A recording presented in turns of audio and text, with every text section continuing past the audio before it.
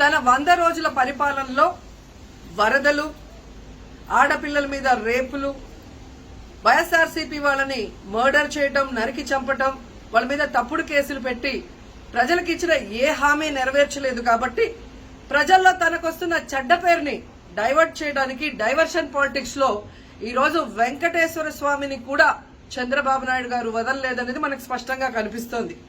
ఎందుకంటే ఆయనకి ఎప్పుడూ అలవాటు, ఎప్పుడెప్పుడు ఆయనకి చెడ్డ పేరు వస్తుందో అప్పుడు ఏదో ఒక ఇష్యూని ఆయనే క్రియేట్ చేస్తాడు. దాన్ని తన వర్గీయులతో పబ్లిసిటీ చేయటం, దాని మీద డిస్కషన్ చేసి ఎదుటి వాళ్ళ మీద నిందలు వేయటం ఆయనకు అలవాటే. కానీ ఈ రోజు మీరు చూస్తే సాక్షాత్తు టీటీడీలో తిరుమల లడ్డూ మీద ఇంత దిగజారుడుతనంగా చంద్రబాబు నాయుడు గారు మాట్లాడతారని ఎవరు ఎక్స్పెక్ట్ చేయలేదు. ఈ రోజు ఆయన మాట్లాడాక ప్రతి ఒక్కరు కూడా చీకొట్టడం మనం గమనిస్తూనే ఉన్నాం. ఎందుకంటే సాక్షాత్తు చంద్రబాబు నాయుడు గారి కొడుకే చెప్పాడు టీటీడీలో ముఖ్యమంత్రికి ఎటువంటి సంబంధం ఉండదు అని. అలాంటప్పుడు జగన్మోహన్ రెడ్డి గారు ఏదో దగ్గరుండి తిరుపతి లడ్డూలో యానిమల్ ఫ్యాట్ ని మిక్స్ చేయించినట్టుగా ఆయన ఈరోజు ఆరోపించడం ఎంతవరకు సబబని నేను అడుగుతున్నాను. ఒక్కసారి మీరు గమనించండి, చంద్రబాబు నాయుడు గారు ముఖ్యమంత్రి అయిన తర్వాత జూన్ 21వ తేదీ ఈవోగా శ్యామలరావు గారు మరి అక్కడికి రావడం జరిగింది. నెయ్యి వాసన చూస్తూ లడ్డూలో స్వచ్ఛమైన నెయ్యిని మేము వినియోగిస్తున్నామని ఆయన చెప్పడం కూడా మీరు అందరూ గమనించుంటారు. జూలై 6వ తేదీ 12వ తేదీ 2 సార్లు ట్యాంకర్లది టెస్ట్ చేయడం జరిగింది.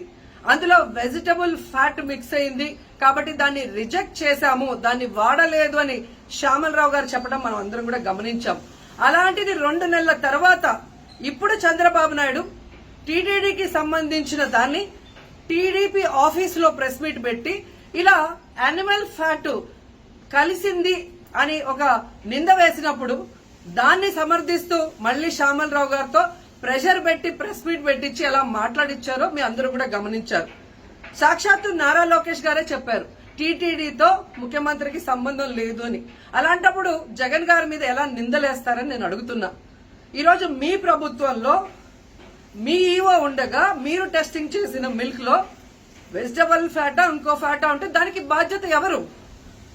శ్యామలరావు గారా, లేదా ప్రభుత్వంలో ఉన్న చంద్రబాబు నాయుడు గారా, లేదా ఎవరు టీటీడీ బోర్డులో ఉన్న మెంబర్సా?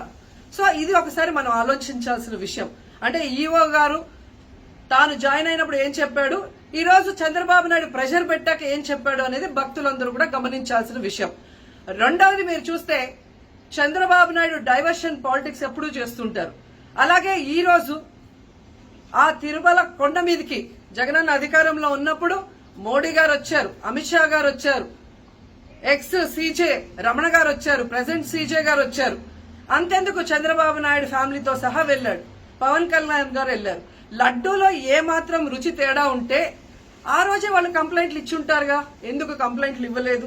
ఇప్పుడు ఆ 5 సంవత్సరాల్లో ఏదో జరిగిందని నింద వేయటానికి ఈ రోజు టీటీడీని ఎంచుకొని తిరుమల తిరుపతి దేవస్థాన ప్రతిష్టను దిగజార్చడం ఎంతవరకు కరెక్ట్ అని భక్తులందరూ కూడా ఒకసారి ఆలోచించాల్సిన అవసరం ఉంది.